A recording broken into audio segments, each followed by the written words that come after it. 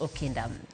Kawachako ni Kingi mar piny Netherlands, mano Willem Alexander, kod minode Queen Maxima, ochako limbe margi mar ndalo adek e pachoka kinde ma jatend piny William Ruto orwakoge kar jot maduong' mar jatend piny buore Nairobi ka.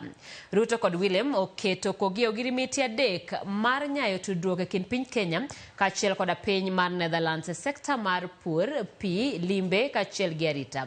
Ruto opako siepe kind Kenya kod Netherlands e kinde ma Kingi Willem Alexander bende opuoyo kenge ma Kenya oseketo e nyayo thuolo mar demokrasia kao jo sirikal mondo mi luor ratiro mag jopiny mag golo pachgi maonge oinga moro amora.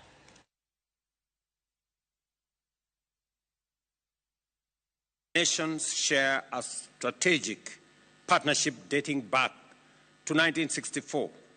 Over the decades, this relationship has evolved, driven by mutual respect, common aspirations, and a shared vision for a greener, more sustainable, and prosperous future. And further to these agreements, we have signed a letter of intent that marks a significant step in addressing critical water infrastructure needs in Kenya.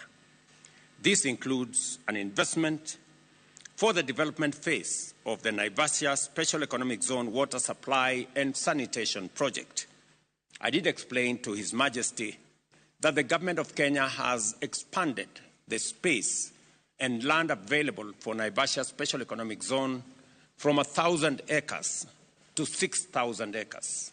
Kenya is a self-assured nation that is proud of its economic performance, its democracy and institutions, and its constructive and impactful international role.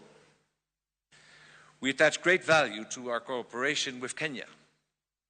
This visit shows just how closely our interests are aligned and how strong our ties have become.